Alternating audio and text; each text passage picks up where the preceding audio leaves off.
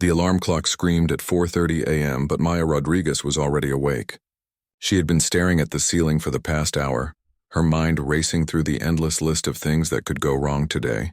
The old mattress creaked as she rolled out of bed, her back aching from another restless night spent worrying about money. Maya stumbled through her tiny apartment, stepping over the stack of unpaid bills that seemed to grow larger every day. The electricity notice sat on top, marked in angry red letters. She had 3 days left before they would cut the power. 3 days to somehow find $200 she didn't have. Her reflection in the cracked bathroom mirror showed a 26-year-old woman who looked much older. Dark circles shadowed her brown eyes, and her once bright smile had faded into a permanent worried frown. She splashed cold water on her face and tied her long black hair into a messy bun. There was no time for makeup or fancy clothes. Not anymore. The drive to the commissary kitchen took 30 minutes through empty Seattle streets. Maya's beat-up Honda coughed and wheezed the entire way, making strange noises that probably meant another expensive repair was coming. She couldn't afford to think about that right now. One crisis at a time. Inside the shared commercial kitchen, Maya began her daily routine, chopping onions until her eyes watered, seasoning the chicken with the same secret blend her grandmother had taught her, and preparing fresh salsa that would make people's mouths water.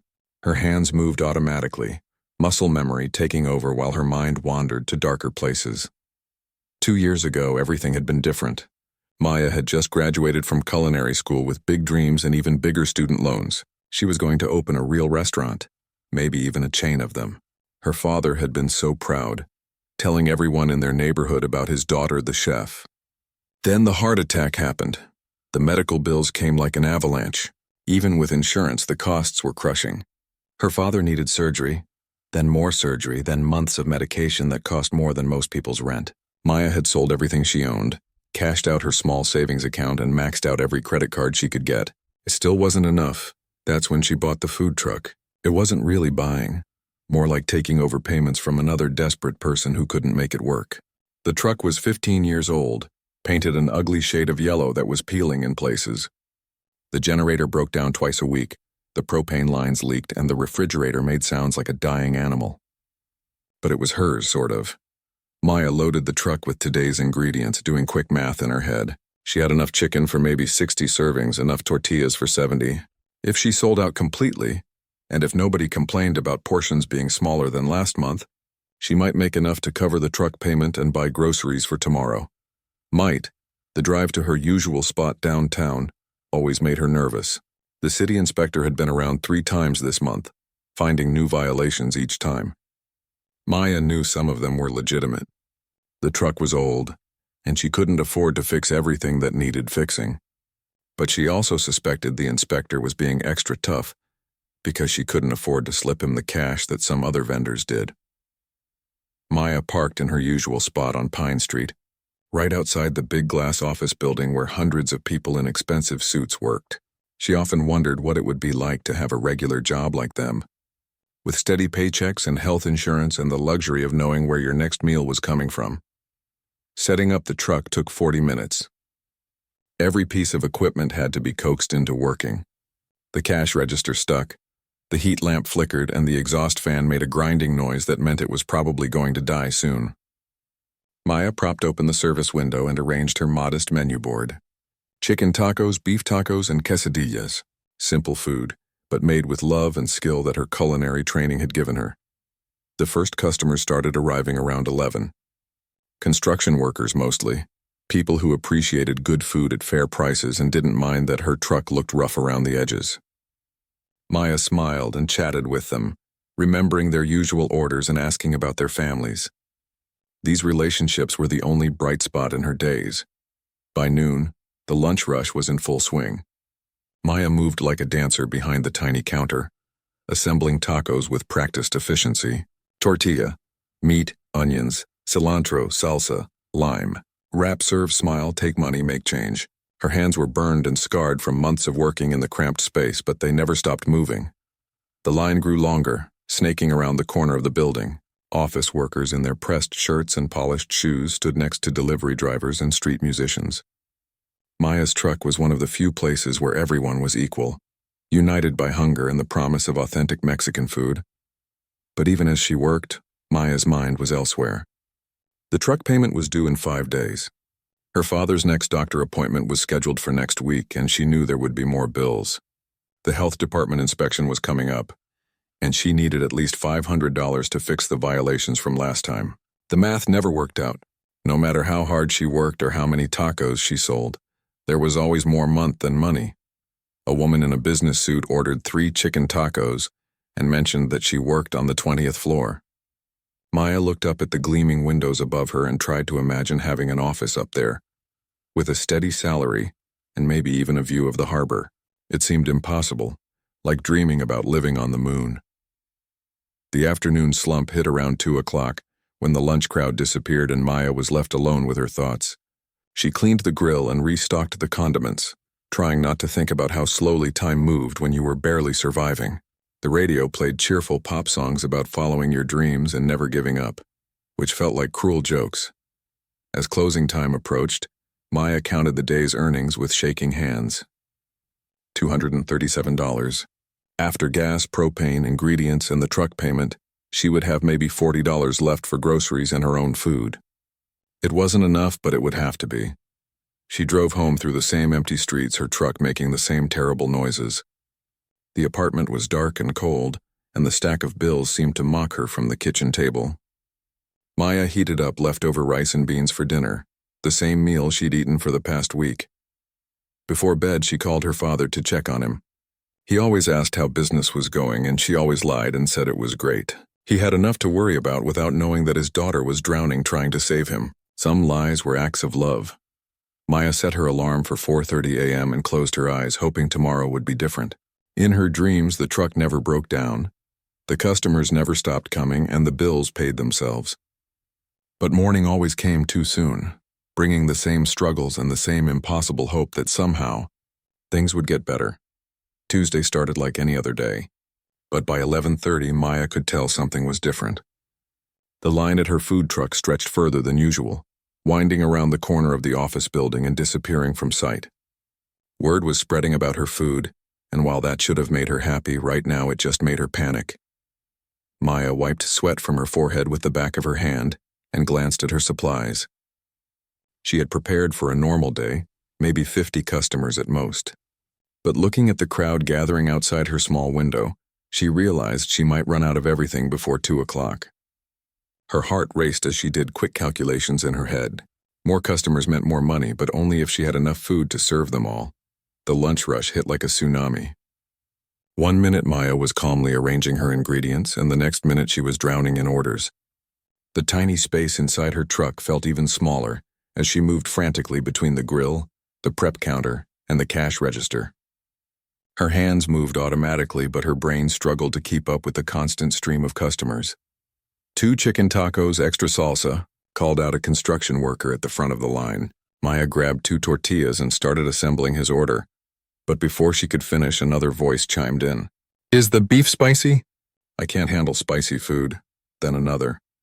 "How long for 3 quesadillas?" And another. "Do you have any vegetarian options?" The questions came faster than Maya could answer them. She nodded and smiled and tried to respond to everyone. But her voice was getting hoarse from shouting over the noise of the city street. Car horns honked. Construction equipment rumbled nearby, and somewhere in the distance a fire truck wailed. The sounds mixed together into a chaotic symphony that made her head pound. Maya's movements became more frantic as the line grew longer instead of shorter. For every customer she served, 2 more seemed to appear. Office workers checked their watches impatiently, delivery drivers tapped their feet, and tourists took photos of her truck while complaining about the wait.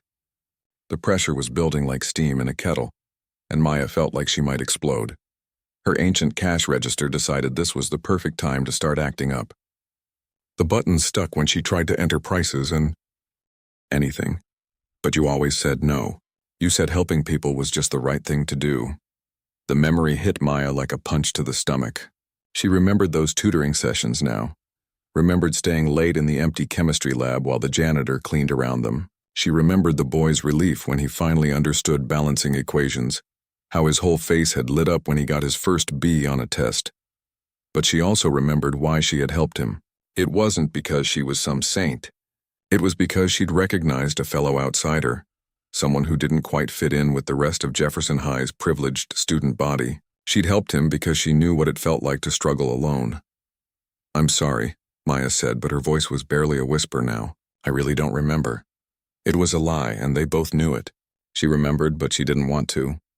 Those memories belonged to a different Maya, one who'd had dreams and hopes and believed that hard work always paid off. The man's face fell slightly, but he didn't give up. "You probably saved my life," he said simply. "If I'd failed chemistry, I would have lost my computer privileges. And if I'd lost those, I never would have learned to code.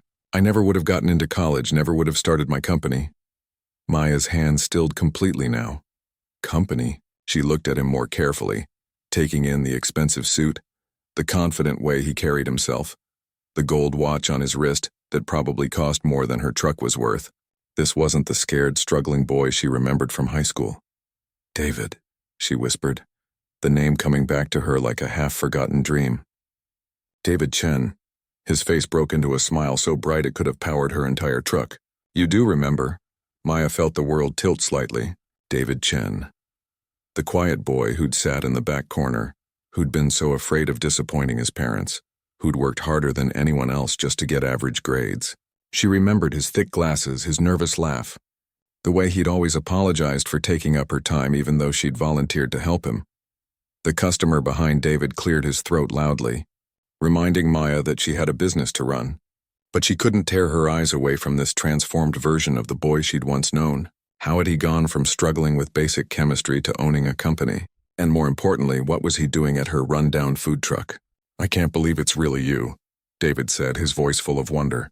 "I've thought about you so many times over the years, wondered what happened to you if you ever became a teacher like you wanted to." Teacher. Maya's heart clenched painfully. She had wanted to be a teacher once, back when she'd believed that education could change the world, before medical bills and broken dreams had forced her into this truck, serving tacos to people who barely saw her as human. "Things change," Maya said quietly, turning back to her grill. She couldn't look at his face anymore, couldn't bear to see the concern and pity that was probably growing in his eyes as he realized how far she'd fallen from those bright-eyed dreams they'd once shared. David stepped back from the window, seeing the pain flash across Maya's face. The lunch rush was still going strong around them, but somehow the noise seemed to fade into the background. He looked up at the gleaming office building behind him, then back at Maya's worn food truck, and something seemed to click in his mind. "Maya, I need to tell you something," David said, his voice urgent now. "About what you did for me. About how much it mattered." Maya kept her hands busy assembling tacos with mechanical precision. She didn't want to hear this. She didn't want to know how successful he'd become while she was barely keeping her head above water. "David, I'm really busy right now. Maybe we can catch up some other time." But even as she said it, she knew there wouldn't be another time. People like David didn't come back to places like this. "Please, just give me 5 minutes," David said. "I know you're working, but this is important. You have no idea what you did for me." The customer behind David was getting visibly annoyed, tapping his foot and checking his phone. Maya could see the line getting restless, people starting to walk away. But something in David's voice made her pause. There was an emotion there she couldn't quite identify, gratitude mixed with something deeper. "You remember how I was back then," David continued, lowering his voice so only Maya could hear. "Quiet kid, always sat in the back, never spoke up in class. My parents had just moved here from Taiwan when I was 14. Everything was different. The language, the culture, the way school worked." Maya's hand slowed as she listened. She did remember now. David had always seemed overwhelmed, like he was trying to navigate 2 different worlds at once. His English had been perfect, but there had been something hesitant about the way he spoke, like he was constantly translating thoughts in his head. "My parents worked 18-hour days at their restaurant," David went on. "They'd saved for years just to bring us to America, and they'd spent everything on the down payment for that little place in Chinatown. They were so tired all the time, but they never stopped pushing me to do better in school." Maya glanced up at him and saw something she hadn't noticed before. Despite the expensive clothes and confident posture, his eyes still held traces of that uncertain boy she'd once known. "David, I really should—" "Chemistry was killing me," he interrupted gently. "I was getting D's and F's on every test. My parents couldn't understand why I was struggling. They'd both been excellent students back home. They thought I was being lazy, not trying hard enough. My mom would cry at night thinking they'd made a mistake bringing us here. Maya felt her throat tighten. She remembered those conversations in the chemistry lab, how David would sometimes mention his parents' disappointment.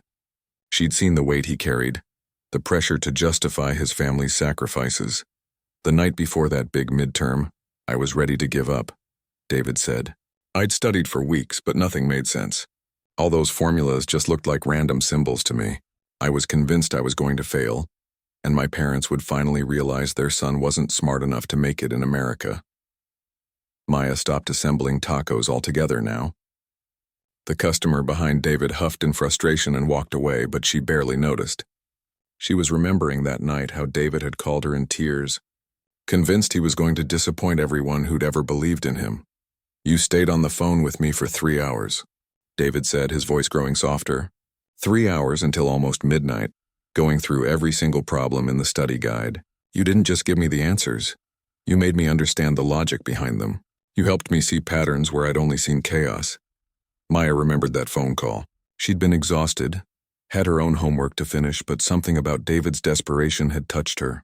Maybe it was because she understood what it felt like to feel like you didn't belong, to worry that you weren't good enough for the opportunities you'd been given. "I got a B+ on that midterm," David continued, and Maya could hear the wonder in his voice, like he still couldn't believe it. "First time I'd ever gotten above a C in any science class. My parents cried when they saw the grade, but this time they were tears of joy."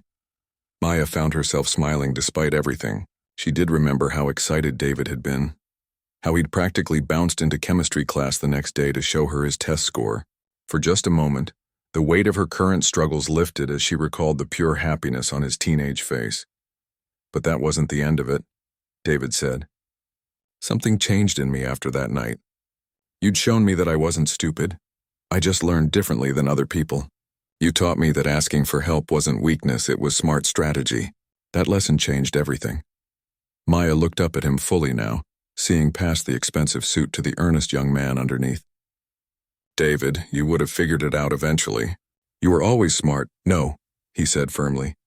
"You don't understand. After chemistry, I started getting help in other subjects too. I joined the computer programming club because you'd mentioned that logical thinking could be applied to more than just science. I discovered I had a talent for coding, for seeing patterns in complex systems." Maya's breath caught. She vaguely remembered suggesting the programming club, thinking it might help David with the analytical thinking he struggled with in chemistry. She'd had no idea he'd actually followed through. "I got into Caltech because of my programming portfolio," David continued.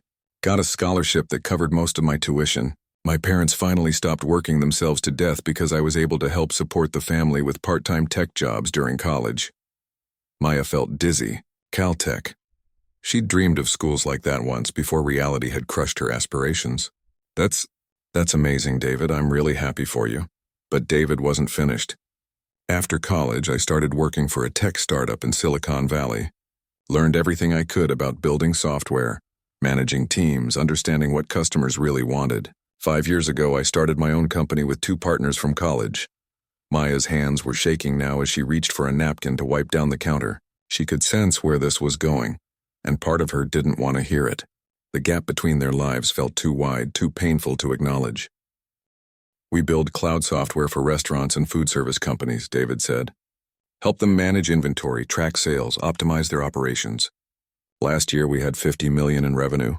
He paused, letting the number sink in. "The company's worth about $200 million now." Maya's legs felt weak. $200 million. That was more money than she could even comprehend. While she was scraping together coins to buy gas for her truck, David was running a company worth more than some small country's entire economies. "Maya," David said gently, seeing the shock on her face. "None of that would have happened without you. You didn't just help me pass a chemistry test. You saved my entire future. You believed in me when I didn't believe in myself." Maya stared at him, this transformed version of the boy she'd once tutored. Standing there in his expensive suit, talking about millions of dollars and successful companies, he seemed like something from a dream. Or maybe she was the dream. Maybe she was the ghost of what might have been if things had gone differently. "I never forgot what you did for me," David said quietly. And I never stopped looking for a way to pay it forward. Maya stared at David, her mind spinning. $200 million. The number kept echoing in her head like a broken record. Here she was, counting every penny and stressing over a $200 electric bill, while the boy she'd once tutored was worth more money than she could even imagine. David, that's incredible, Maya said finally, her voice barely above a whisper. I'm really proud of you. But I should get back to work. These people have been waiting too long already. She gestured toward the line, which had shrunk considerably as frustrated customers walked away to find faster lunch options. But David didn't move away from the window. Instead, he pulled out his phone and showed her the screen. This is my company's headquarters, he said, pointing to a photo of a massive glass building that stretched up into the Seattle sky. 22 floors, 1,500 employees, and we're expanding. Maya glanced at the image, then back at David's face. She couldn't understand why he was showing her this. Was he trying to make her feel worse about her situation? She forced herself to smile. That's amazing, David. You've really made something of yourself. We have a problem, though, David continued, and something in his tone made Maya look at him more carefully. We've been trying to figure out food service for our new campus. We're opening a second building next month, and we need someone to handle all the catering for our employees. Maya's hand stilled on the counter. Where was this going? We've talked to every major catering company in Seattle, David said. They're all too corporate, too bland. Our employees are young, creative people who want real food, not processed cafeteria meals. They want something authentic, something made with care. Maya felt a flutter of something in her chest. Hope, maybe, or just confusion. That sounds like a big job, she said carefully. It is, David agreed. We're talking about feeding 1,500 people lunch every day, plus breakfast service, dinner for people working late, and catering for all our meetings and events. It's probably a $3 to $4 million contract annually. Maya's legs almost gave out. $4 million. That was more money than she'd see in 10 lifetimes of running her little food truck. David, that's incredible. I'm sure you'll find the right company for that.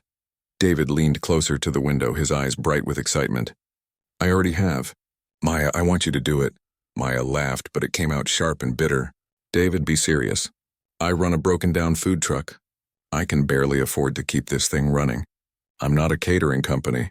But you could be, David said earnestly. I've been eating lunch at food trucks all over the city for the past 2 years, trying to find someone who makes food like this. Real food, made by someone who actually cares about what they're serving.